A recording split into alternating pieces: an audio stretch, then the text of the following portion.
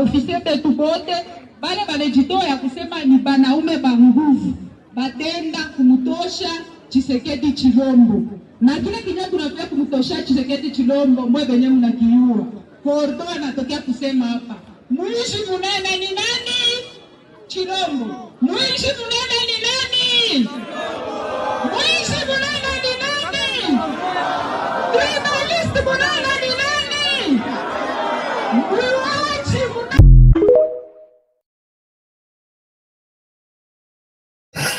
Mwishi, tribaliste, incompétence. Comment on peut dire encore sabotage, voleur. Ba caractéristique nyon surtout Namutu à Félix Antoine Tshilombo qui a massacré le paisible citoyen Katangé hier. Bapani na bango pe silence comme si rien n'était. Oh non. Oui bien Moko, même si vous avez la bonne foi, la volonté de retourner au Congo, mais sur le Taliban, ma cambozo le Canada RDC, tu te dis faut-il que je retourne? D'ailleurs, na ba image autour comme on a il y a à force du progrès côté li poto, mais c'est grave, c'est terrible. Je ne vous mens pas, c'est terrible, mes frères. On se pose des multiples questions. Vraiment, faut-il retourner dans ces pays? Et surtout si tu as déjà une famille. Est-ce que tu penses que Makambozo le Kana Congo banao ba koli na bangwa na bamboko yo ba mona bloka ni ba ko supporter yango? Ba ko supporter yango? Et puis, l'autre, babomi batou, oh. Ni le gouvernement provincial, il y a Jacques Kiaboula, oh, il y a Fifi Masuka, oh, Soki Yamwana Kyung, aucun parmi tout ce monde-là, donc, Azul Iloba, où ils écrivent même dans un papier, pour nous présenter à mes condoléances, pour nous que nous allons diligenter des enquêtes pour établir fait et cause et pourquoi, Batouana Bazaraki massacré. D'où viennent-ils? Qui sont-ils et pourquoi on les a tués dessus? Rien! Et les qui inaperçu. Constant Moutamba qui fait des bruits. Le président de la République m'a instruit. Il y aura la justice, il y aura plus de punité. Il y aura un procès à Corneille Nanga, peine de mort. Mais Constant Moutamba, il y a des abus dans la mandature, étant que ministre de la Justice. Tu en fais quoi? Tu vois que vous donnez une mauvaise impression dans le monde entier que cette justice, justice Moko, il y a chef de l'État. Donc vous avez des dossiers, oh bokoki kolobela, oh bokoki kolandela. Namoni yo salipe vidéo zo répondre de Wayambo, nenga critiquer yo okangi pele mongo. Mais ce n'est pas simplement lui qui te critique. Biso apet tozo kolobana yo. Tika makambozo sala Mutamba. Ozo sala politique ya Kimuluba. Okangi pele mongo, oui, on est d'accord. Bongo Nicolas Kazado, okangi Mukoloni. Celui seul qui détourne, d'ailleurs, il y a mon côté dans la liste des bateaux détournant. Tu es parmi les gens qui ont détourné plus de 40 millions dans 6 mois. Dans 3 mois, écoute. Dans 3 mois, ils ont détourné déjà 40 millions de dollars. Donc, si tu as vu Makambozo Salate, Tika Makambouana, Constant Moutamba. Ils ont gêne, mais au commun esprit, peut-être la sou qui sont peut-être comme belé et comme ça, Moutoulo la coco. Aux l'esprit, le rôle, il y a coco, il y a tata mibimba. À tout moment, va te coiffer. Ça va peut-être t'arranger la tête de bien réfléchir. Sur le dossier, ils ont les chaos. Ozawap, puis Constant Moutamba, tu es parti faire l'arme à crocodile na Kisangani. Mais ici, Félix vient de tuer les gens, non? Bokende est là parce que les Rwandais ont tué. Selon vous, les Rwandais ont tué à Kisangani. Mais à Kinshasa et au Katanga là-bas, Tshilombo continue de massacrer. Il n'y a pas des enquêtes. Il n'y a même pas l'ouverture. Même pas, ni les ministres de l'Intérieur, ni lui-même Constant Moutamba, ministre de la Justice, ni porte-parole du gouvernement, ni à la présidence. Donc, c'est comme s'ils ne sont pas Congolais. Bazaba Congolais, on oublie. On oublie. Oh, mboka ndengeni. Na mboka nyoso tu amokili, mutu azala mabe, azala malamu, batu bazala mabe, bazala malamu, boka nga bango na infraction ou pas, tant que bakufi na cadre wana, le chef de l'État, le gouvernement doit s'adresser à la population pour nous rassurer bango. Mais tala bango, baba ina bango, on n'en parle pas, personne ne peut en parler. Donc, Congolais, c'est comme s'ils ne sont pas des humains. C'est comme s'ils ne sont pas des humains. Ils sont là. Batiki basi. Mais sous batiki bana. Oh, bandoki nini bazo diriger pays. Atabo moto. Ezate. Pour non, on va faire des enquêtes. Mawatro peuple congolais. Tika tolobela. Chilomboa wazoko Luka John Inumbi. Tozu ba information ki azo Luka John Inumbi akangaye abomaye. Bazana réunion soki ya Sadek. Bon, bozela na olobango akalate. Non, bon, on m'a montré l'image de Joseph Kabila à Afrique du Sud, je ne sais pas, mais dans ce moment où la pomonie à Zola Tamas, qu'on dirait qui série il y a Covid-19 qui image les Agola Kisama. Mais qu'est-ce qui se passe encore à l'heure actuelle au Congo? Première image, il y a Olak Sabino qui moutait Mamabe, il y a monsieur Félix Antoine Tshilombo. Qui moutait Mamabe, j'insiste. Moutait Mamabe, il y a Félix Tshisekedi. Ndenge bakoteka mapango na Kinshasa, ndenge moko pe bazokoteka mapango batu partout na kati ya, excusez-moi, il y a République démocratique du Congo. Batute. S'il y a des gens vraiment donc s'il y avait babi on to songi na no makambo to à zéro. Là on faut chasser Félix. Donc yé pena donc nanzela na ote quoi. Nanzela na ote. Regardez l'image ici. Et puis, je vais parler de quoi il s'agit.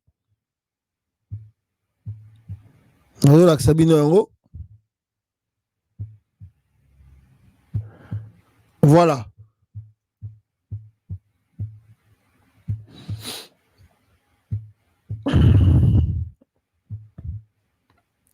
Voilà, regardez l'image en question.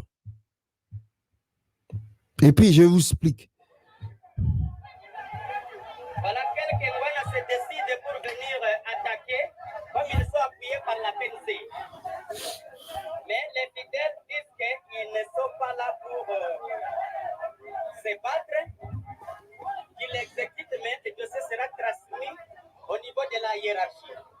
Merci. Kamwana, bandimi bazadesha kotomboka. Andimi bazaya kotomboka toza na territoire ya Mambasa, province ya Ituri, la direction ya territoire. Voilà. Donc voilà. Voilà. Alors, on a besoin komona ti bozo mona ba policier batondi ebele ndenge bomoni wana. Le problème c'est quoi? Le problème c'est quoi? Ezali terrain wana bozo mona wana bat baza ko circuler. Ezali na Ituri ezali terrain ya Kimbangiste. Terrain ya bato Kimbangiste na Ituri na Mambasa. Bandimi basali intervention, pourquoi? Parce que bakangi bango na prison, hein? Bakangaki ba misu na prison ta bazo manifester. Pourquoi?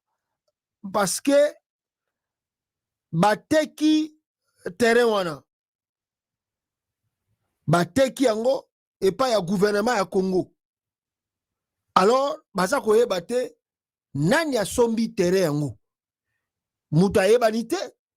Bazo mona ka bandimi babi ono terrain oyo bazo banda kotonga kala mingi te. Donc vous, les fidèles kimbangistes, vous n'avez plus droit yakoya kovanda ka wato ko sala activité awa.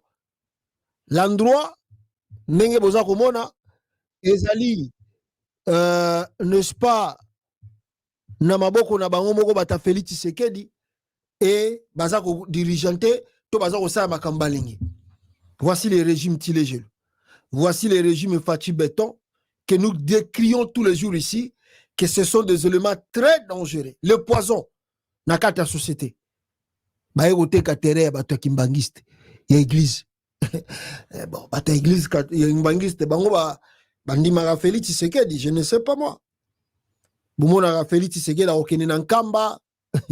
Bango pe batankamba bagoya ko luka Félix Tshisekedi. Bateki terrain na bango na Ituri. Terrain ya bato akamba bateki yango.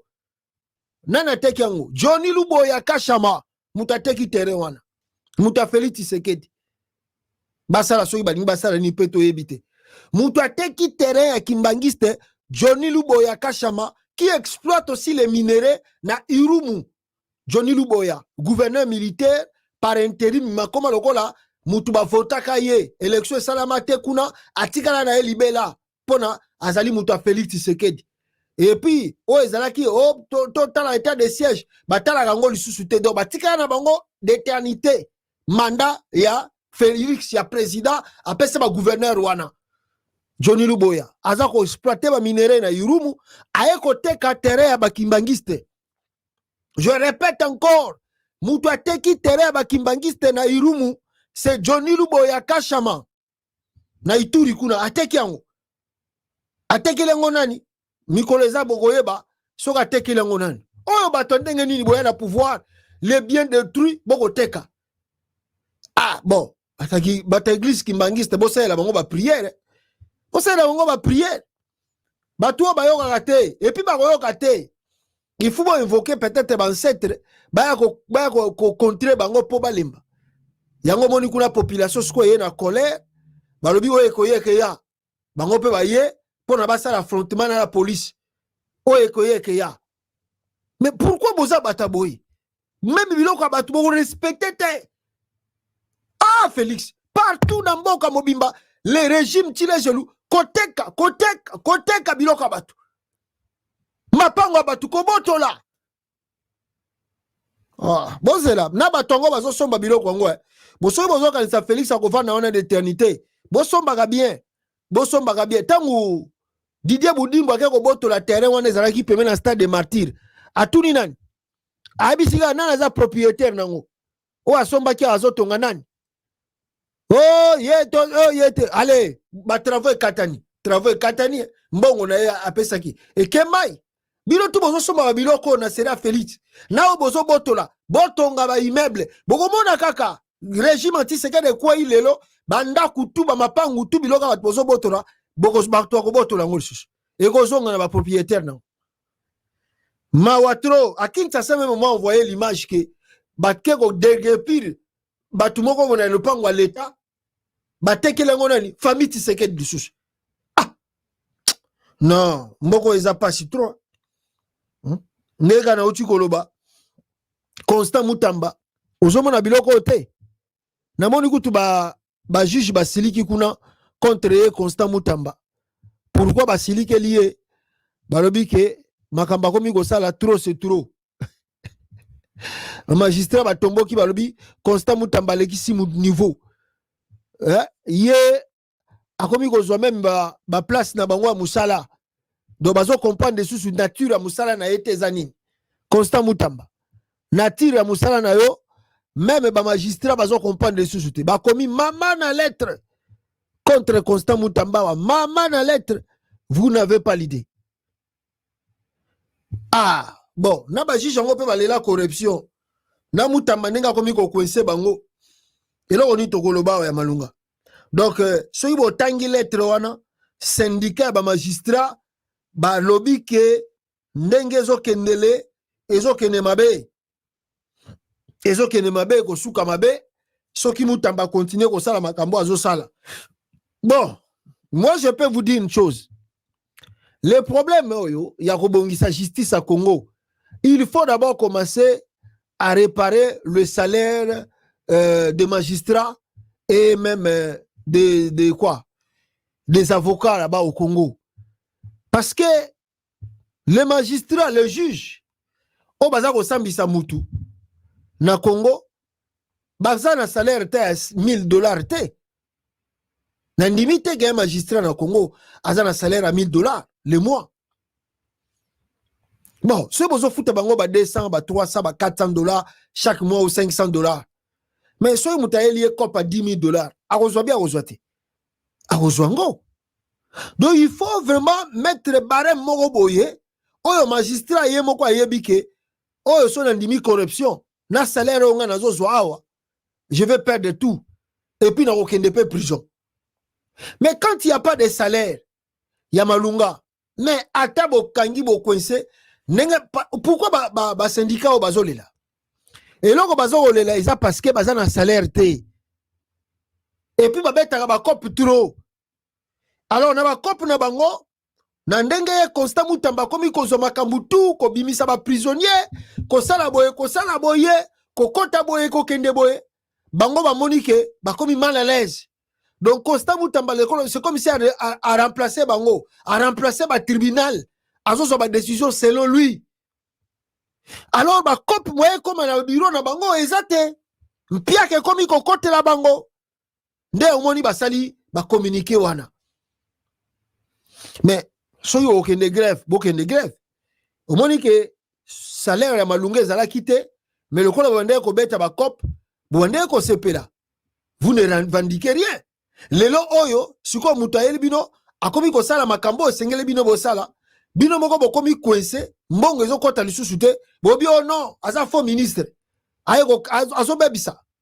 Non, le monsieur en soi aza ko dépasser ba limite à musala naï. Ça on reconnaît que aza ko dépasser ba limite à musala naï. Mais bino moko pe ba juge, bino moko ba magistrat ya Congo. Bozamba parmi bato baza ko détruire l'avenir à RDC. Na moyibi na corruption.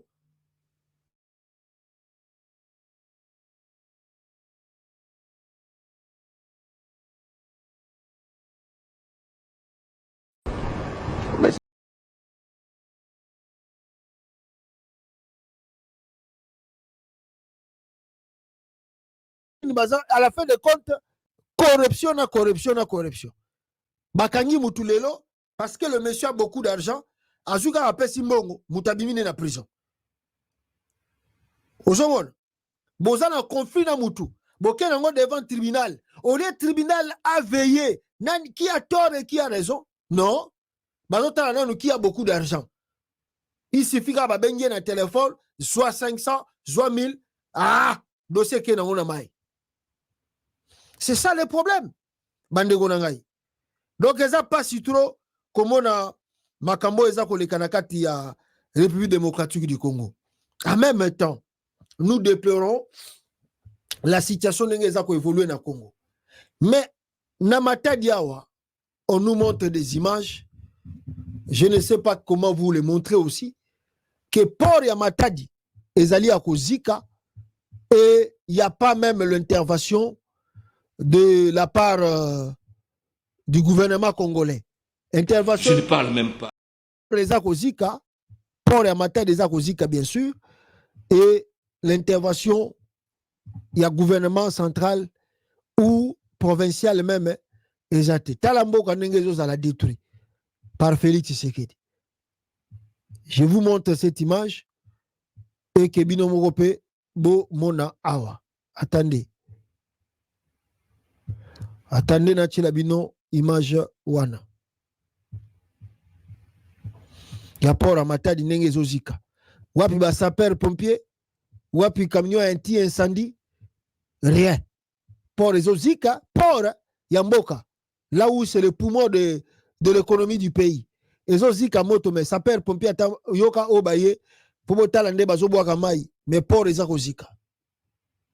Mawatro. Regardez l'image. Derrière le magasin B, magasin C, vraiment, moto eza kopela kaka ndenge ozomona wana, manque ya véhicule anti-incendie na port ya Matadi. Un grand port comme le port de l'Onatra, Dosangi. Tala sapeur pompier mai azobwaka. Bo tala sapeur pompier mai azobwaka. Pétrolium, bangonde bazoya kosunga biso les petits ports. Oyo tobandaki kolinga te et fonctionner, bangonde baza na équipement. Nous les grands ports, nous n'avons rien. Les autorités de l'entreprise songent au renouvellement des outils du travail. Un véhicule anti-incendie ne vaut pas la valeur d'une grande entreprise comme l'ONATRA. Vraiment, la moto ndenge ezali kopela bacrime nyonso ezali kokende ezozika mai eza esili moto eyeli lisusu makasi ngai RDC bakonzi songe bosonge bokanisa mpona korenouveler équipement ya port ya Matadi. les autres esalami mpona kozwa mituka oyo tango eza humilie liboso ya bapetit port, liboso ya baentreprise wana biso un grand port comme le nôtre tokoki kozanga vekile anti ezali te ata bino moko bandeko. Voilà, wana bomoni ya liboso ya mibale yango botala moto.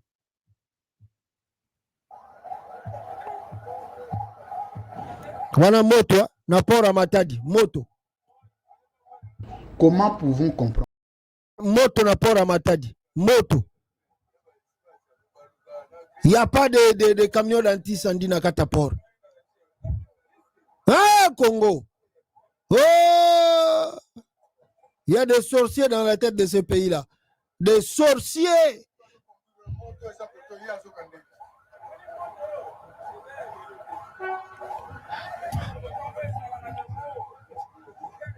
Mawatro bande kunanga, mawatro, regardez, moto zopela na katia port. Les pays là,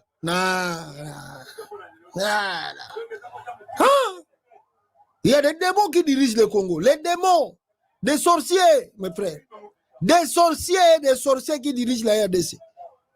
Le matin, ils s'habillent en veste, bazo qui n'est pas dans le bureau, baza à l'aise, bazo tamo na bami tout kaba de.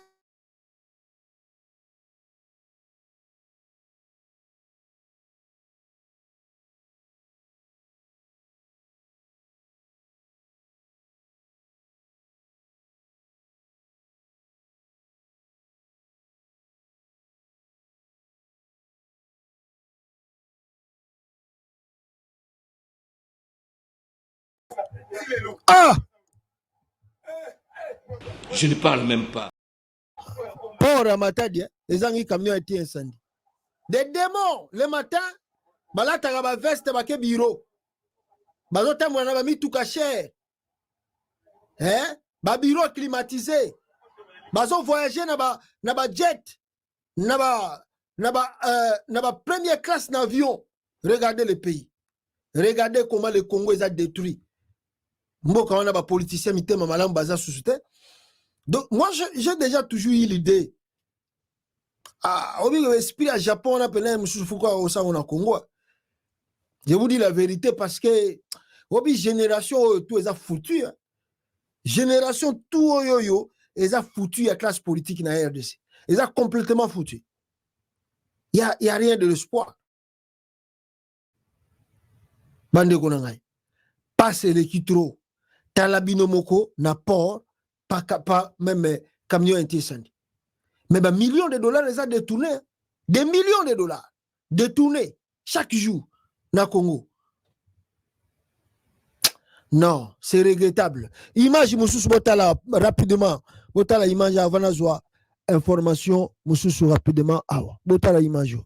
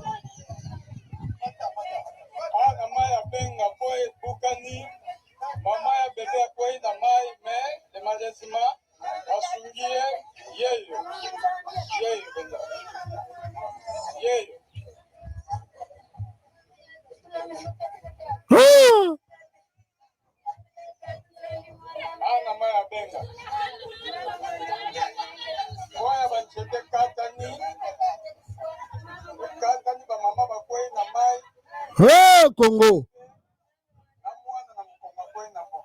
Bozobona Congo.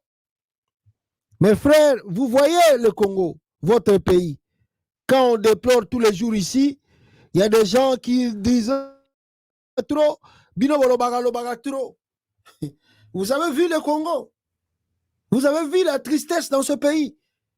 Les gens vivent comme ici, Bazali, dans le 18e siècle. C'est comme si tous vivent même dans l'époque coloniale. Mais ils sont chez eux. Et puis les gens qui sont dans ce gouvernement, bazali ba peuple banamboka, des pères soi-disant des mères, fils de ce même pays. Mais tala ba compatriotes na bango ndenge bazali ko souffrir. Dès qu'ils arrivent au pouvoir, le reste des problèmes est tali bango kutute. Les gens qui meurent au fait fond, même dans la... Oh, ils s'en foutent de tout, ils s'en foutent de tout. Tala. Ma condition dans le Congo. Comment tu peux avoir un cœur étant qu'un être humain, au Vandina TV, aux Olia, Bananayo Bazolia, et tu regardes Mama Boye, Namwana, Akoina Pont. Pourquoi? Parce qu'il y a l'argent. Mbango ezali na kesa l'État. Balingi ko salisa batute. Balingi ko tongamboka te. Oh non, c'est terrible. C'est vraiment terrible au Congo, mes frères. Je ne vous mens pas. Mais des fois, je dis, parce que quand on regarde les images,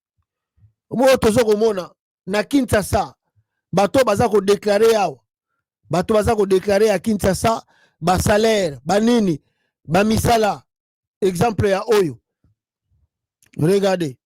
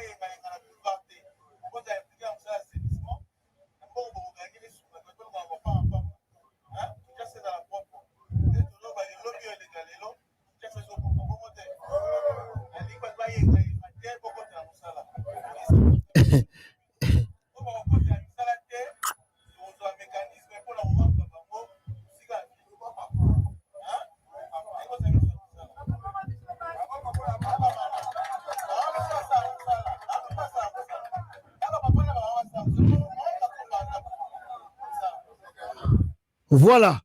Bozomona makambezo lega na RDC bandeko nanga yango wana. Koto misusu yoka susu botala susu na vidéo oyo. Ba o pe bazo déclarer salaire exacté, pas de salaire.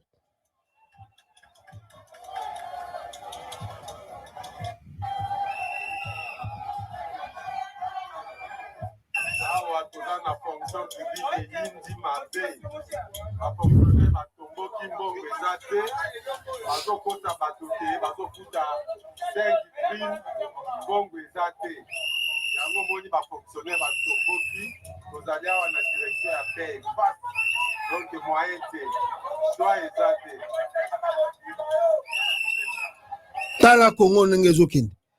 Tala Congo.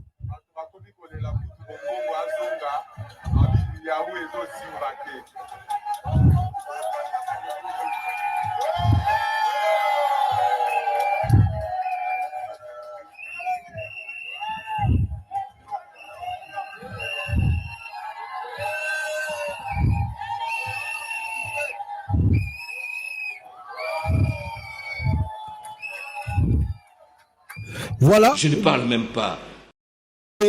Batoyo, Bazuba Congolais, le peuple congolais en otage, et les Congolais qui ne savent pas revendiquer leurs droits, et puis même s'ils revendiquent leurs droits, qui va les écouter? Je ne parle même pas. Makamuna Bango, Yabango Koloba ko revendiquer, cela regarde le gouvernement, cela concerne le gouvernement. Congo Kuno Komi Bomanayo Pe Yomoko Etali Mutute. Boni Makambelega na RDC. Ndema mnanda koloba fallait qu'il y ait à lokola fuba congolais peut-être va sala mamloko le cas na Japon oyo bazo ba politicien bazo sala ga réunion na kati ya net ya palais du peuple wana bazo sala réunion au congrès le chef de l'état koloba ba japonais ba tika ba politicien tout ba koti na kati dobige bazo bango ba kotsa bango na kati ba tia bango mama na moto moto pena mutabima juste vivant avant na bango banda mu eloko wana eleka na Japon. Un politicien ne joue pas avec le peuple. Na Japon, ceux qui couraient Kei, le ministre doit venir s'expliquer le pourquoi courir Kendaki. Sora sali erreur, à l'obi angote, on a quelques minutes, à Rosala Sous Namuto, il y a ministère dans dirigé. Ok, bitazo qui n'est même prison. Parce qu'ils ont manque de respect envers le peuple. Mais dans le Canabiso, vous avez vu dans les images, on ne construit même pas de route. Détruit. Le peuple souffre, n'a pas un village, et les autres qui travaillent, on ne les paye même pas. Talamboko Nengezozali dirigé. Mais ceux qui sont au pouvoir, Bayaki, régime Tshisekedi, Bayaki kokuta même ba compagnie musu ces qui fonctionnel. Babomi ango, par exemple, Congo Airways, bakuta kiango ezako sala, aviation. Mais comme il est là, 25e jour sans avion opérationnel, Congo Airways risque de perdre son certificat de transport aérien. Bon, na ebite bango balobaki ke bakibazo ki ba avion moko soki ya mbo. Voilà. Bandeko nanga. Tala na compagnie aérienne, eza na avion le sous-souté. Baningi ba botola bango certificat de transport aérien. Baningi ba botola bango parce que il y a plus des avions opérationnels au Congo. Tala bateau Félix Tshisekedi. Tala miyibio. Bandoki, oh baza sorcier, ils ont tout détruit. Ils n'ont rien laissé, mais ils continuent à manigancer les choses. C'est comme s'ils sont venus à réparer le pays. Mawatro bandoki à Congo, Mawatro. Bandeko nangai, qu'est-ce que je peux encore vous montrer? Pour que l'axabino qui moutema mabe oh Félix Tshisekedi azako diriger na ngomboka. Mais pourquoi bisomoko ba Congolais on ne peut pas prendre les devants? Naye komona luaka singize muibi mususu yeyo mubali ya Amida soki Amida mutatinda gaiba gambongo à l'état tous les jours je ne sais pas luaka singize alias Kamere boyoka makamba lobia boyoka Kamere. C'est une erreur grave que nous avons commise nous les politiciens uniquement dans le souci d'avoir tout pour nous et rien que pour nous et nos familles. Tala muibi ya Kamere, Luaka Singize, c'est une erreur grave que nous avons commis pour avoir rien que pour nous et pour nos familles. Mais il y a moko muibi munene tangu ba nommé atie bandeko na na kati ya gérance makambebele muibi mususu yewana muibi oyo bangonde ba yeko détruire politique à Congo bangonde ba yeko kotisa au commune à titre moko boye fonction moko boye à l'état tu ramènes ta famille là-bas c'est eux Kamere. Kamere est pas très modèle dans la politique. Kamere, c'est pas un modèle. C'est eux parmi les gens qui ont détruit les systèmes politiques congolais. C'est les Kamere. Corruption, vol, et puis nomination, il y a coterie. C'est Kamere. On a fait l'erreur grave. Et Tshilombo est venu encore empirer la situation. Le peuple n'a plus rien. Il n'y a plus d'espoir. Il n'y a plus d'espace de vivre, de respirer. Tu finis les études, tu vas trouver l'emploi. Oza musala wap. Oza ngwa. Yoza ndeko ya. Pozo musala. Oza mwana ya. Pozo musala. Oza relation ya. Pozo musala. Non. Eza terrible makambo tozo mona. Nakati ya RDC. Bandeko nangai. Surtout na baluaka singize oyo. Azwa ko bape basala ki erreur grave ba demo oyo bangonde ba yo ba ya pena donc ba to bomba Kongo ngo nyoso to kufa nango muta osala biso pelo waza te o alingite ndenge bango balobaka ke sa mokili nae soko kima Kongo soko tikala mawatro. Alors il y a aussi avant les canaux d'information il y a cette dame vaut rien encore ya ministre ya premier ministre na bango ya Tshisekedi awa Sumwini ya oyo na barate benda ba poste mususu batunde bazwa bango na mokili oyo na ebite. Et puis comme je vous parle tala botala ba détournement ezo sama na Congo. Regardez plus d'$1 million. $1 million ba yibi yango na régime Tshilejelo Fachi Beton mibi plus de $1 million pour une initiation extraordinaire d'investiture du gouvernement provincial. wana kuna na Lualaba 1 million de dollars babimisi pour na ba investir gouvernement ya province 1 million de dollars. Alors que l'insécurité bat son plein dans le Lualaba, la malnutrition, le manque de voies de communication d'infrastructures de base font défaut à plusieurs endroits de la juridiction, notamment à Kapanga, Muchacha, Sandoa. Fifi Masuka Saïn, qui n'a pas su mettre en place un exécutif qui consolie toutes les tendances de la province, elle se permet néanmoins le luxe de mobiliser plus d'1 million de dollars pour l'investiture d'un gouvernement qui ne fait pas l'unanimité, renseigne un député provincial sous le sceau d'un anonymat. Azobanga soka bimisi kombo na ye yaga mukamate aner kende na ye na prison. Encore Fifi Masuka na Lualaba yoko loba nini? Ah! Yoko teleme na Fifi Masuka na Lualaba. Bana nyoso tu Lualaba koma ko banga Fifi Masuka koma nzambe kuna. Muta solaka na famille Tshisekedi na mama Marthe. Yoko loba nini? Et Soumounia Awa, au 100e jour de la nomination de la première ministre Soumounia, décide donc d'offrir au peuple, d'offrir au peuple congolais la première édition de l'AVC, Seigneur, Forum AVC, Forum Oyo, Soumounia Zope Sabango, après 100 jours de gouvernement. Ah, Congolais. Ah, peuple, on a habité. Ah, tout ça unique dans le monde. Nous sommes uniques dans le monde. Oh, on a le salamaté partout. Ça s'est fait au Congo. Tout est possible en RDC. Faut pas avoir peur. Tout est possible au Congo. Mawatro, bandekonanga, Mawatro et Mawatro. Alors, naouti kosoba image. Il y a insécurité au ezali nakati ya Goma. Insécurité à Kosakanate, à part Makambo Tozolobela. Il y a là-bas insécurité à Makasi na kati ya Goma. Ya Kosakanate. Et bana Goma, baza koyeba te, bakoyi kosala susu nini pour insécurité eleki na kati ya province. Alors, le chef de l'État, yekutu bayeba te soka zalaka na kwa nini? Avivaka na monde nini et atala rapé bangote yemo kutu azata na plan mogote ya sortie pour que a résoudre ba makambo wana ezoleka kuna na ba province kuna bana Goma bazolela mais nala kisabino na ndeba bazoloba après na ko loba quelques points pour fali pour pa utu ko beta kuna fali pour pa beti concert. Mais bango bazolo ba insécurité mais fali pour pas bêter na insécurité wana bato pe bazala ki plein na concert. Regardez et écoutez les témoignages.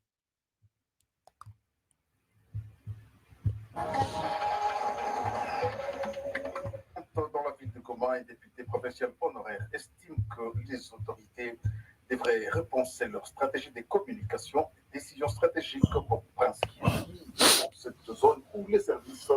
Ces forces de sécurité sont infiltrées. Ces mesures ne devraient pas être annoncées dans des réunions publiques. Un extrait de l'analyse de Prince Kieni sélectionné par Bernard Denyaki. Il est évident que les stratégies sécuritaires, quelles qu'elles soient, lorsqu'elles sont prises dans des réunions publiques et ne produisent aucun bon résultat, il n'est pas exclu que les criminels participent aussi aux réunions sur la sécurité lorsqu'elles sont rapportées du grand public. Ces mesures ne peuvent non plus être efficaces lorsque certains parmi les exécutants trouvent en elles un moyen de survie. Toutes les fois que la sécurité sera considérée comme une matière relevant de la compétence concurrente entre le pouvoir étatique et les populations civiles, lorsqu'elle ne revêt plus le caractère secret, elle sera mise à mal. Lorsque les mesures sécuritaires sont publiées, les criminels imaginera des contre-mesures pour y faire face. La sécurité des habitants de la ville de Goma exige des moyens conséquents. La sensibilité de la question oblige que le gouverneur des provinces fasse recours à un cadre beaucoup plus restreint et maîtrisable. Loin des réunions publiques et loin des médias et réseaux sociaux, les décisions et mesures sécuritaires à prendre, ainsi que les stratégies à mettre en place, n'ont pas besoin de publicité ou de marketing pour être efficaces. Voilà, ça c'était Nakatia Radio Okapi Nenge Boutuko Yokango. Mais je viens de vous dire, Monsieur Fali Poupa, à Betty Concert, Nagoma. Il y a l'insécurité, mais il fallait pour pas bêti concert, bah sali plein à craquer, bah belé. Bah belé dans concert à fali pour pas. Mais comment vous nous dites qu'il y a l'insécurité là où il y a le concert?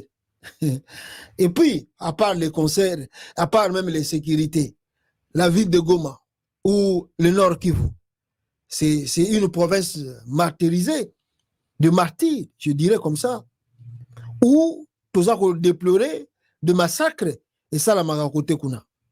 Oh, tout ça qu'on déplorait, bah tuerie. Oh, tout ça qu'on déplorait, makamba ADF. Oh, tout ça qu'on déplorait, bah déplacer des guerres. Mais dans un endroit pareil, un musicien vient comment on dit, prester, et puis on voit la foule, bah tondi na kata salle, fallait livrer concert na Goma, incident moko salamité. Bato bazalaki ebele babini. Na bisika obolobaka 8 millions de morts. Et sika obolobaka bato bazokima, insécurité, boye. Mais fallait mettre musique ndé. Vous ne voyez pas l'image que vous renvoyez devant le monde international. Na utukotanga balobi que même le M23 n'est pas un problème. Le problème est ali pauvre gouvernement à Congo. C'est vrai. C'est vrai. C'est pas vraiment les M23 les problèmes. Le problème, c'est nous, Congolais, et les gens qui nous dirigent. Bino boke bobina ki musique a falli. Donc, tant aussi musique a falli. Il y a la paix qui est revenue à Goma.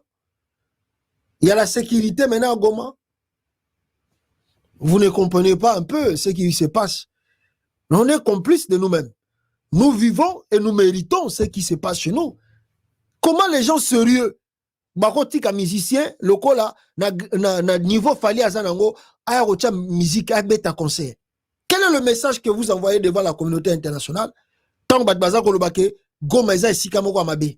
Quand on a vu Fali pour pas prester, c'est qu'il y a la paix là-bas. Parce qu'il n'y avait pas la paix. Fali ne peut pas prendre des risques, il y a quoi beta musique. Comme il y a la paix, voilà pourquoi Fali est venu jouer. Alors comment bogoye boyi sabatuke non? Bon le lapo na biso bana Goma tozo ka pasi trop. Tozo nyo kwa mamingi. Biso bata Goma. Makile zo tangawa. Il peut avoir le pour et peut avoir le contre. Il y a ezaki na bato balinga qui fallait beta. Misu aboyaki. Oh babi oh non. Mais est-ce qu'on a vu de marche? À part autre monaka tout la liboso. Les gens ont manifesté parce qu'il y a eu des morts. Bato bayaki ko manifester pendant ko boycotter concert à Fali. Fallait aboya ki annulé yango. Mais tant qu'il fallait y tout pour na beta concert. Banani basali manifestation na Goma. Banani bakeiti na liboso ya podium, bo panzata podium wana ya Fali abeta musique te. Banani basali yango. Bo tiki Fali abeti musique na ye qui montre qu'il y a la paix. Ce que Fali vient de faire à la kisi dans le monde entier, qu'il y a la paix à Goma. Bon la namakele la ba réseaux sociaux. C'est le bruit des réseaux sociaux. Mais voici ici à Goma, je joue, batala batagoma bango ba yobina na bango. Batala batagoma bango ba bina bango. Oh, yo mona wapi mutaza na matanga zo bina banzembo azo sala fete. Muto mama na kufi, malobina azo sala fete azo mela masanga. Ezalaka te. Donc soki ya solo mama na kufaki, olingo ko za na attitude ni. Attitude ni olingo ko za na nango. Mais si ko tongu fali azo lakisa na monde, botala bango nde bazo bina, botala bango ndenge bazo sepela, botala bango ndenge baza komela. Ça veut dire quoi? C'est qu'il n'y a pas le mort à Goma. Les gens sont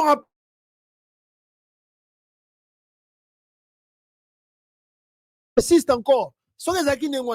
Il fallait que Bana Goma bo manifester. Il fallait que Bana Goma bo que ne boycotter concert à Fali. Mais botiki a beti mais mon entier bazo se cabino. Bazo se cabino. Vous ne prenez jamais conscience. Nebi ke bana Goma bazana conscience. Mais laissez Fali jouer les concerts. Nenga bozo tika zo beta. Azo bebi sa image. Ya makambo le kakana Goma pour que mon entier ba yeba ngote. Fali aye ko kunda image wana. Fali aye ko kunda ba martyr. Oh, Fali Poupa aye alobi soki 1 minute pour na makamba génocide ya Congo. C'est un menteur ce monsieur. C'est un manipulateur. Les générations de Fali, de Ferre, c'est la génération moko fouti pourri. Ma génération de musiciens, le la Ferre, le la Fali wana. Et la génération moko fouti et pourri. Génération moko qui ne contribue rien et qui peut même amener rien. Na makambo etalimboka. Ba Fali wana. Na ma génération na bango.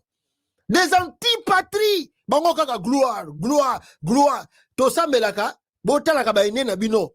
Lomba beta musique, beta musique, beta musique. Bamadilu ba beta, ba beta, ba beta, ba beta. Papa wemba beta, beta, beta. Jour ba kena okunda papa wemba na cercueil na ye. Ba cheki na nini? Ba cheki na combien de mapango? Ba kotseki combien de millions na kata liburu wana? Ou bien na kata cercueil na ye?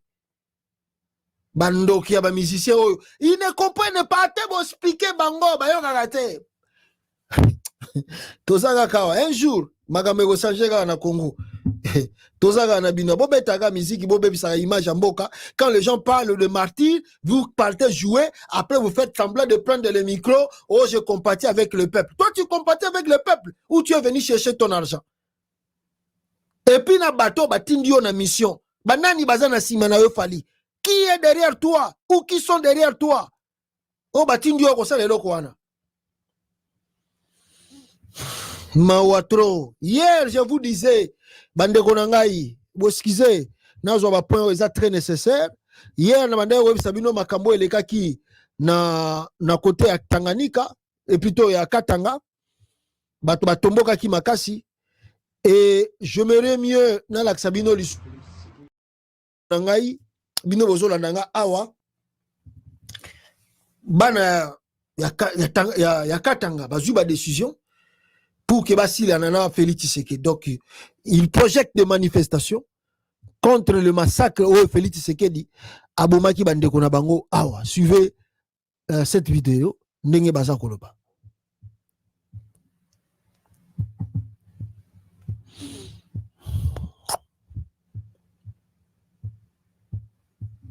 Tirer en tout portant sur les civils désarmés qui ne représentent aucune menace.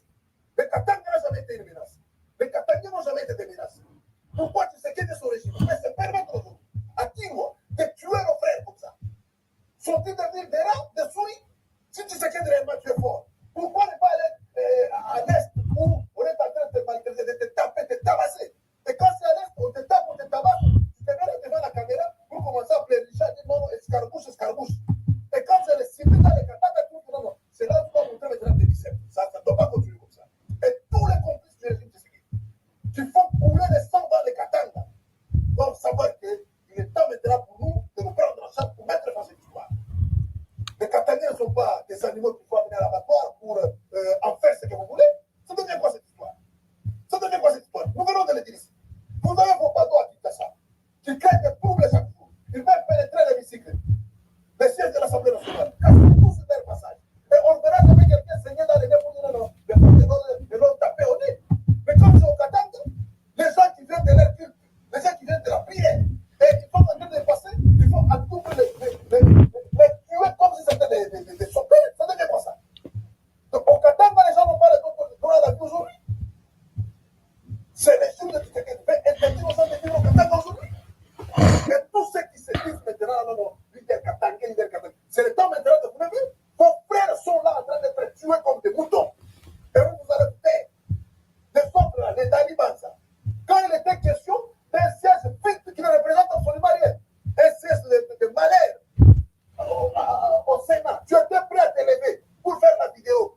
Non, les Katangais sont Katangais. Et maintenant, tes frères sont là, amènent les sols, comme des moutons, sont là. Et ouvre maintenant la bouche pour les défendre. Ouvre maintenant la bouche pour les défendre. Et c'est ici nous appelons aussi à la communauté internationale. Cette communauté internationale doit pouvoir s'élever pour voir clair la chose. Les Katangais, tout la bouquet, ma Katangais. Il m'a pas aidé les villes. Vous n'apprendrez jamais qu'au Kasaï, on a mitraillé les gens. On n'apprendra jamais que dans l'Équateur, on a mitraillé les gens. Depuis que tu sais que tu es au pouvoir, dites-moi une seule fois qu'il y a eu des morts causées par les services dans les Kasaï. Une seule fois qu'il y a eu des morts causées par les services à l'Équateur. Pourquoi seulement dans les Katanga? Qu'est-ce que les Katanga a fait du mal au régime de Tshisekedi pour mériter ce genre de choses? Tu n'as pas dit, pourquoi on a pas de tu n'as pas dit, il va bon, mais on va attendre comment est-ce qu'on va courir par Katabic. Donc, on va passer comme ça. Les Katanga ont droit à la vie. On va pas minérer, on va pas piloter. Et maintenant, là, les Katanga qui t'inquiètent, on va piquer un passage pour la oua. On va piquer un passage pour la oua. Pour que l'on ait la variable, mais on va pas le temps, on va piquer un passage pour la oua. Pour que l'on ait la variable, mais on va piquer un passage pour la oua. Pour que l'on ait la variable, basi unawaona bakatanya mure bandu tushikana kimya tunapaswa kumabuka za kuisa imao tunasema wazi Tshisekedi kama tusiporte utoneshe Tshisekedi kama tusiporte utoneshe tu dois dire la vérité on doit se dire la vérité sans toi nous allons vivre qui t'a dit que sans toi Tshisekedi il a ouais le Katanga ne va pas vivre et donc c'est vous qui vivez dans son Katanga le Katanga n'a jamais vécu grâce à vous le Katanga n'a jamais vécu grâce à vous c'est vous qui vivez dans son Katanga vous vivez grâce à nous et vous venez chez nous ici au Katanga pour piller tout ce que vous comprenez pour maltraiter, pour nous emprisonner. Et maintenant là, vous commencez à nous tuer comme si nous étions des sauterelles. C'est quoi ça? Vous savez quoi cette histoire ici? Et celle qui a gagné de nous lever pour mettre fin à cette histoire, pas comme nous, on va fin au régime Tshilé Jules. Soki bo wanda obimaka lelo bobimi 10 mais c'est Tshisekedi a continuer ko boma bino. Il va continuer à vous massacrer ndenge aza kosala tous les jours. Bobima ebele mbala moko vous allez voir que Bogotia fin na ba bêtise na ye azosala na RDC. Alors, rapidement sur le dossier Bouti Koyoka, il y a John Numbi. Ndenge boza koyoka sango ezoko bima John Numbi azali recherché par Félix Tshisekedi. Yemo na Zimbabwe bakei na sommet ya SADC. Bazana sommet ya SADC kuna et na sommet wana Félix Tshisekedi a profité na kata sommet wana a komi lelo a profité atindaki déjà ba élément na ye ya ANR kuna na Zimbabwe pour que bakangela ye John Numbi azonga na ye yemoko Félix Tshisekedi alinga zonga na John Numbi na Kinshasa. Donc il a demandé au président de Zimbabwe à extrader pour na ye John Numbi. Na ebité sera apprécié combien ou bien à couper ça combien pour que John Numbi azala extradé.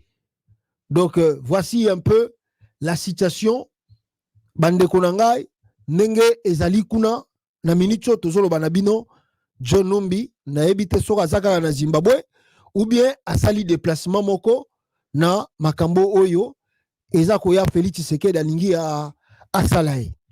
Mais la rotangela bino ba révélation tozui sur le commando suicide au Félix Tshisekedi a tindi kuna pour que ba traquer John Numbi. Zelana Zolabino photo na ye John Numbi et totanga na bino ba information o to uti kozwa awa makambo nini Monsieur Chilombo alingi asala contre. Alors, comprendre ici Nazoye John Numbi wana. Quelles sont les informations Otouchi Koyoka et Félix Tshisekedi a préparé contre le général John Numbi. Bande konangai Natongo awa Toyoki déjà ba soupçon bandi que Félix Tshisekedi a tindi batu ya ANR il y a des MIAP donc service de renseignement militaire pour que ba traquer et ba bomalaye John Numbi. Comme pour eux John Numbi azakaka tisikoyo na Zimbabwe, alors ces gens-là ba faciliter bango avec des millions de dollars ba tcheli bango mbongo en jeu pour que ba kende ko traquer là où se trouve Numbi et ba ramener nakati ya RDC. Attendez nazo information na pour que natangila bino yango bino oyo boza kolandanga awa. Les informations moko bimeli biso kala mingi te awa et na mona ki image moko na tongo je crois je viens de vous dire ezali ko circuler à Kabila balobi azalaki na Namibie ake Afrique du Sud. Est-ce vrai ou faux? Je ne peux pas aussi confirmer mais na talaki image yango lisusu je pensais que ezalaki image moko ya kala na série ya COVID-19. Alors bon, je ne crois pas que Kabila est en Namibie ou bien azalaki na Namibie et que accueilli Namboka Oyo na Afrique du Sud. Et En même temps, les réunions, il y a crise, to ya Sadek, et Salama, nakati ya Zimbabwe. Excusez-moi vraiment dans cette information. Na uti koza na ngoka ka karaté, batinde lingango, sur chasse à l'homme lancé par Félix Tshisekedi contre John Numbi. Qu'est-ce que je fais? Attendez, donnez-moi une minute. Nabi Misango. Voilà. Yango. Yaliboso. Détenu au cachot de la DEMIAP, le lieutenant-colonel Nawej Yav Nawej, un Katangé, Alain est sorti mort hier. Un Katangé, Baoutuko Bomaye, lobby. Nawej plutôt, Yav. Alain, bientôt le bagage, tout ça rende bon comme Léon. Nawej Yav Alain. Naebisa ki Bakatangé. Et Nazo Ebisa Susu Bakatangé. Nenge Bozo Tikala Kidiba.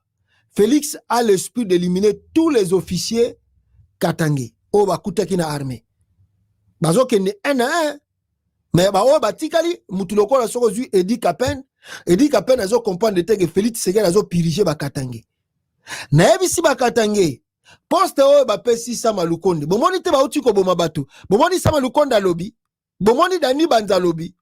Ils regardent leurs intérêts. Obiso ozaki peuple moko éveillé.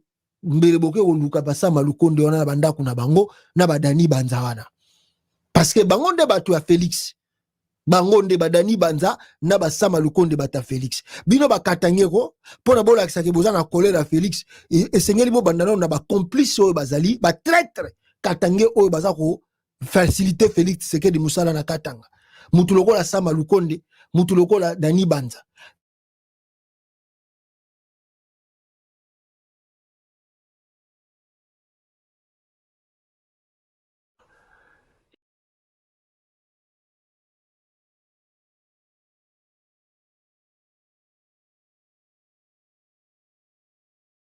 Siko opération nini to makamuni to kosala pona makamu Félix awasala biso awa ba traître bango wana sama lukonde na bandiba bomoni babomi batu bomoni bango balobi na bakiabula wana na bafifi masuka bomoni bango bisika balobi. Alors le général soki lieutenant-colonel Nawej Yav Alain Katangé lisusu babomi na DEMIAP abimaki ka babimisa ekor na ya kokufa depuis lobi. De quoi est-il mort? Cette mort fait partie du bilan de M. Félix Tshisekedi. Azo bomo ba Katangé bomo bolobani. Un Katangé le susu yewana John Numbi pour chasser aussi par Félix Tshisekedi. Alerte, 34e élément de la DEMIAP sont à Harare au Zimbabwe sous plusieurs casquettes. Babatami balongoli ba casquette na bango ya bato ya service de renseignement. Babimi kuna bakomi na Zimbabwe bakomi ba commerçant bakomi ba touriste bakomi ba coopérant bakomi bato baye ko luka soki nini lokola ba visiteur simple nzoko ande bata DEMIAP. Alors pourquoi baye kuna mission na bango eza nini? Traquer John Numbi et quelques opposants soki pe Kabila bango bazo kansaza na Zimbabwe bakende ko attaquer kuna babomaye. Selon tout ça donc Batouana bakozala wana et Félix Tshisekedi na mission apesi bango bayaki avant bakoyi pe kotika la lisusu jusqu'à ce que objectif na bango ezali babomakaka John Numbi et ba traquer quelques opposants de Kabila oyo baza na Zimbabwe kuna baboma bango. Mais mboka na mboka ezala na bakolo nango. Mboka na mboka ezala na bakolo nango. Bino bo quitter, vous avez quitté Kinshasa. Vous traversez ma frontière ce qui combien. Même si vous avez l'ordre de mission officielle, mais vous devez être prêt. Parce que mboka na mboka ezala na bakolo nango. Alors donc bakoti kalawana et puis bakomene baction contre John Numbi et contre ses opposants là. Alors mutuaza na opération wana zo komene yango et bazako batwana bazo vanda na Christian Dawel a réservé dans 3 hôtels différents et change de véhicule chaque 3 heures. Batouana, chaque 3 heures, va changer mutuka mususu. Chaque 3 heures, va changer mutuka mususu. Donc, mbongo ezali, ba milieu abimi pour passer l'opération. Et puis, baza na 3 hôtels de luxe au bazola na Zimbabwe. Au moment où tozoloba, peut-être bakokima ba hôtel pour ba ebike, comme déjà bandi ko bimana poisa et bimi na réseaux sociaux que toye ko buma bato. Donc, soki mutumo ka kufi directement les Zimbabwe a koloba que non, ah Félix a envoyé ces gens pour faire des crimes dans mon pays. Alors, ceux qui sont encore à Zimbabwe, bazo salango et ko créer incendie ou bien on dit incident diplomatique. Nakati na bango. Mais incident diplomatique est comme les Kanango. Parce que nous avons vu l'Afrique du Sud avec les Rwandais. Les Rwandais continuent l'Afrique du Sud à bomber diplomate. Un opposant à Kagame. L'Afrique du Sud a quoi? A coupé ses relations avec les Rwandais. Mais Mikolo Tsukoleka, Ramaphosa, a créé na génocide à Rwanda. Vous me dites que l'incident diplomatique est comme Salama, tant que ça fait moto. Mais après 2 ans, 3 ans, il y a Katananango. La coopération. Donc, il veut dire que les Zimbabwe basala au courant. Il y a une opération Félix Atindi Batune Basala. Ou bien basala au courant, c'est que nous pouvons demander au service ou Nabato, John Numbi et les autres. Je pense que c'est mieux de se déplacer ou de quitter d'abord le Zimbabwe et de revenir après que Batouana Basisa Makamuna Bango, séjour na bango. Parce que tant que un mois, 2 mois, baozasu na mbongo te. Mbongo pe utape Kinshasa ya puna et ozala makasi. Bako kweya bango moko na ba piège ata batika liwana. C'est comme ça que boko yiko attraper bango. Mais ce botika liwana, lokola mbongo ezana nu, tande bazo saka nango balali na hôtel oyo, ba changer mutuk après 3 heures, balali po mbongo ezebele. Donc nous demandons à tout ce monde là d'être prudent parce que Chilombo a mis l'argent en jeu pour que va traquer bango bandeko nangai. Alors, mais ndenge na lobi mboka na mboka za na bakolo nango et makambo tout baza ko sala soki lelo bozo kango ebimi na réseaux sociaux ke biso tozolo bango awa. Vous croyez que ba John Numbi bayoki yango te? Vous croyez que Joseph Kabila bayoki yango te? Vous croyez que Batutu oyo ya oyo n'est-ce pas bazana situation ya Congo kuna ou bien bazana libanda Congo baza au courant ya makambo to ezoleka? Non, baza au courant. Bayebi qu'est-ce que Tshilombo veut faire contre eux et il se prépare aussi en conséquence contre ces gens-là. Donc ce qui dossier bimi déjà dans les réseaux sociaux, ils ont déjà révélé. Alors quelque chose qui est déjà révélé et comme a déjà nul sans effet. Donc, ça veut dire que leur plan a échoué. Parce que le plan a été ébimaté. Mais n'engeni ne bimi les réseaux sociaux. N'engeni ne batwazo olobelango lelo. N'engeni ne se panzani déjà. Ça veut dire que Micho Bakendaki, ils ont voué à l'échec. Si ils font quelque chose, on va incriminer Félix Tshisekedi qui tue les gens à l'étranger. Donc, leur mission est vouée à l'échec. Mawatro Bandegonangaï, le problème ce n'est pas le John Numbi. Le problème ce n'est plus Kabila qui est parti il y a cela 6 ans. Le problème du Congo aujourd'hui, c'est monsieur Félix Tshisekedi qui est incompétent et qui n'arrive pas à gérer le pays. Félix Tshisekedi, un incompétent qui n'arrive pas à gérer le pays. Un homme a chassé Ndenge a en tout cas. Je continue de vérifier l'information en question pour en authentifier pour monique information bimi qu'on nous dit que M23 is not the problem. Poor governance in the Democratic Republic of Congo is. Babi que le M23 n'est pas un problème au Congo. Le problème c'est que c'est un gouvernement pauvre. Yango nem teza komema mboka échangé te makamoupe et bongate. Bon. Nalobi encore ici, je dois encore insister pour vous dire, nous allons encore continuer à vérifier, mais je pense parce que dans la Sabino, moi, source d'information, dans mon Yves Bouya, à Tchéango, qui peut dire que l'information est vraie, que l'Amérique a jugé le gouvernement Félix Tshisekedi trop pauvre. Trop pauvre, le gouvernement de Tshisekedi. Donc, trop pauvre. Aventurier, n'a pas aventurier. Les gens qui sont venus juste pour s'enrichir, enrichir leur poche. Mawatro. Bandego Nangai. Mawatro. De voleurs, de grands mafieux. Depuis que le Congo a été le Congo. Oh. Mais la vraie question maintenant. Quand est-ce que nous, Congolais, nous allons prendre le dessous pour chasser ces gens-là? Il ne faut pas regarder les politiciens. Les politiciens, on a Congo, so bozeli bango. Bango, bazo sa biloko na bango na bachenda na bango. Fayulu va rentrer à Kinshasa. Après, tour na ya sali les États-Unis. Vous voyez qu'il y a une mobilisation. Les gens veulent aller accueillir Fayulu pour Aouti, ceux qui tournent dans Libanda. Ça, c'est l'aventure.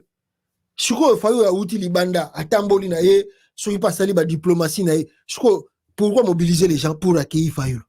Soyons quand même juste envers nous. Qu'est-ce qu'on va mobiliser? Que tous les Fayulu automaticien à Chipoy, le président Eli vient de regagner le Congo. Ça, c'est quoi ça?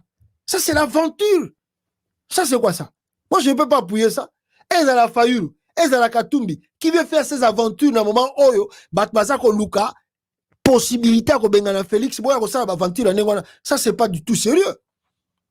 Fayulu, on va mobiliser les gens. Pourquoi? Si Fayulu rentre, il prend son avion, il descend à l'aéroport de Njili, il prend sa voiture, pas Fayena fa de Neaz Avandi. Ndenga Avandi Aouti na Libanda Awa. Asali diplomatie na ye, na ndenge ya kobata mana silence. Ok, ça peut bien. Et nous, on connaît quelque chose, mais on ne peut pas dire ça dans les médias parce qu'il y a on ne veut pas dire Fayulu est passé ici, Fayulu est passé là-bas. Toyebi, bisika Fayulu a leki les États-Unis, Toyebi. Makamba sali ba diplomatie na ye. Mais toko le bangote na média parce que c'est pas bien. Ils ont biloko secret, ndenge moko a tiki yango pesa na secret, puis on peut tiki yango za secret, mais on félicite quand même parce que ça li peu moi diplomatie. Mais retourner dans les pays, mobiliser les gens, pourquoi faire? Pourquoi les gens vont mettre Fayulu à Chipoy ou bien Fayulu à Telemi plutôt na Mutuka, azo pepa? Non, on n'a plus besoin de ça. L'air est là. L'ère que nous sommes ici, et Zali a raisonné comment chasser Félix Tshisekedi du pouvoir. Donnez-nous le plan. Faites au moins des manifestations. Appelez même de villes mortes les opposants au Congo. Rien du tout. Espoir pour les big sabats congolais. Les Congolais aujourd'hui n'ont plus d'espoir. C'est un espoir. Moutoumoko boyete azo bima pour sabango que nazoya Félix azo kenda. Nakata capitale y a rien. Moi mon espoir c'est qu'on ait nanga. Mais nanga je vous dis, ça a besoin de popularité. Ba Congolais partout besoin dans la province bon manifester. Nanga ya kokota kangaba. Abo to la province to bengana Tshisekedi. Muibio aventurier. Ah bon, ba Johnny Numbi ka bakeba. Naba Kabila bisika bazali. On dit toujours karma existe. C'est que l'homme sème, il émotionnera. Donc Félix n'a pas que le qui ne pense pas que ce qui a bomi Kabila un jour il va bomaka été. Au moins il est là Kagame, ba agitation zo salaka eboy. Il azoko se rendre compte, il ne sait pas comment vivre na yeko suka. Azomi mona na yeke na za Kagame. Mais Kagame pas peur. A éviter non, nenge na za boy na kosuka liwa nenge ozala ndenge ni. Mais tangu babetaka avion ya Berima na Masasi. Obi Kagame sepelaka parce que bazu pouvoir. Mais lelo nenge makambezo kende après 30 ans de pouvoir, azo bateli we kozala ndenge ni. Ah, balumumba baboma bango, bato baboma bango bakufela ndenge ni. Donc Félix ne pense pas que soka bomi Kabila bomi. Donc ya mona ke ngana ko vivre 100 ans na mokili. Na ko vivre d'éternité en éternité na mokili. Non. Okokufa mais siko mituna liwa na ngaya ekozala ndenge nini? Ya mai, ya likolo avion, ya maladie, ya accident, ekozala ndenge nini? Ou bien ya cachot, ya prison. Ya ngeko za ndenge nini? Taonga na zobo mabato. Yange kozande. Voilà otokolo banabino abandeko na ngai. Tokute na bino mbala sima. Na édition mosusu peuple congolais. Ciao ciao. Aimez et partagez la vidéo. Musalao na bariske nango. Kosala combat contre ba miibi ya mbongo ya leta. Batu oyo babotama na miibi. Bakola na moibi. Batanga na mbongo ya moibi. Babali na mbongo ya moibi. Basombi mituka na bango ya liboso na mbongo ya moibi. Batongi bandaku na mbongo ya moibi. Basali bakop. Bandeko na ngabo limisanga na ingana kata na ngai. Mais bozela na zwa eloko ya Ibrahim Traoré, le président burkinabé Oyazolo Bakeno, ce sont des médiocres bazoko boma Afrique et puis balingite ba pays africains et développés, c'est des médiocres bangonde bazo kosala biloko ndingwana wapi vidéo ya président ya Burkina Faso oyo abengi ba médiocre oyo baza ko boma évolution ya Afrique lokola ba Félix Tshisekedi, un véritable médiocre. Voilà boyo kaye azoloba awa.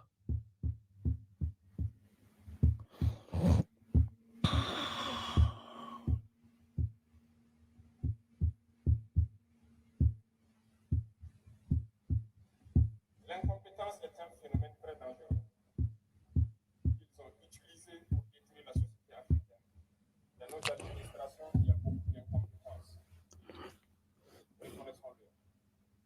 Les incompétents ont beaucoup de place à côté de l'impérialisme. Parce que les incompétents peuvent plomber le développement d'un pays. Les incompétents peuvent vous amener à douter de vous. Les incompétents aiment la facilité. Les incompétents aiment tout pour eux seuls. Les incompétents n'aiment pas ceux qui sont compétents. Ils n'aiment pas ceux qui ignorent, ceux qui cherchent. Les incompétents sont dangereux. Lorsque vous êtes éclairé, l'incompétent ne vous aime pas. Lorsque vous voulez innover, l'incompétent ne vous aime pas. L'incompétent sait reconnaître celui qui est compétent et il va le combattre jusqu'à son dernier souffle parce qu'il a peur de celui qui est compétent. Cherchez la connaissance. Cherchez la connaissance et travaillez. Travaillez dur pour être compétent. Bannissez l'incompétence. Parce que, à travers les distractions, on peut nous faire adopter. On devient incompétent. Je vous prends un exemple. Les réseaux sociaux sont les lieux de publication des informations aujourd'hui. Les gens s'informent à travers Internet de beaucoup de choses. Un jeune qui publie sur les réseaux sociaux un article sur sa ferme ou un projet agricole ou un projet scientifique. Je suis jeune, je connais les termes. Il n'aura pas peut-être 1000 vues. Mais un jeune qui publie sur les futilités, il a des millions de vues.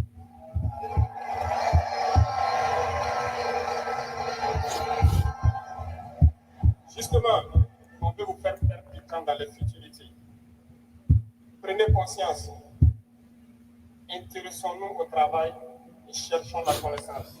Cherchons la compétence. Se distraire, c'est bien.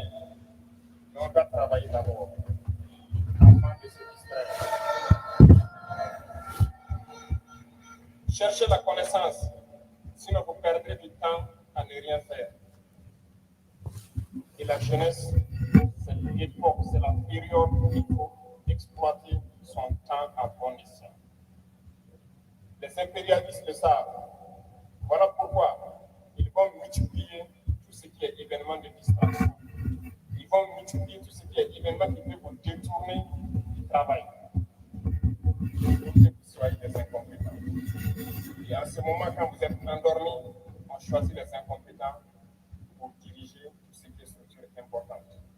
Et vous n'avez le choix que de vous plier. Ne soyons pas incompétents, cherchons la connaissance. Voilà, Ibrahim Traoré.